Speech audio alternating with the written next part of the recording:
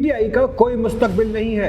हमने इमरान खान पर red line लगा दी है। लोगों को डराया जा रहा है कि हमने इमरान खान को माइनस कर दिया है, इसका मुस्तकबिल नहीं है। ये बात बोली है पीटीआई के चेयरमैन इमरान खान ने। वीडियो खिताब करते हुए इमरान खान का कहना था कि चुन चुन कर अरकान असेंबली पर दबाव डाला गया। मुझे मुजफ्फरगढ़ के टाइगर बता रहे थे कि 5 लोगों के जमीन खरीदने के लिए 1.25 अरब रुपए की पेशकश की गई।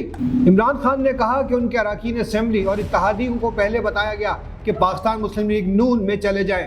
फिर धमकियां भी दी गई कि आप अगर नहीं जाएंगे तो कुछ बुरा हो जाएगा। इमरान खान का कहना था कि किसी के ऊपर रेड लाइन सिर्फ पाकिस्तान के अवाम डाल सकते हैं, कोई और नहीं डाल सकता।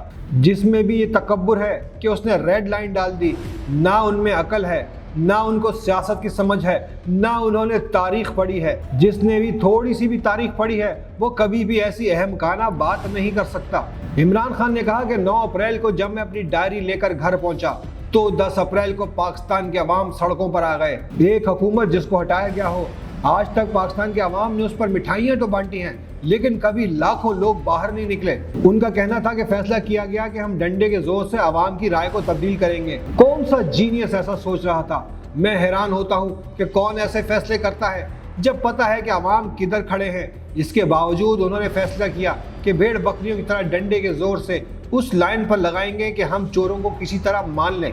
इमरान खान का कहना था कि मईशत डूबना शुरू हो गई है। नजर आ रहा है कि उनको मईशत की कोई समझ ही नहीं है। ये जब भी इक़्तिदार में आए हैं उन्होंने यही किया है। 1999 में जब इनकी हुकूमत गई तो मईशत बैंकरप्ट थी। जब ये 218 में हुकूमत से गए तो फिर मुल्क बैंकरप्ट हो गया। 5 साल में बरामदात नहीं बढ़ी। इमरान खान ने कहा कि हम आज़ाद खारजा पॉलिसी लेकर आ रहे थे।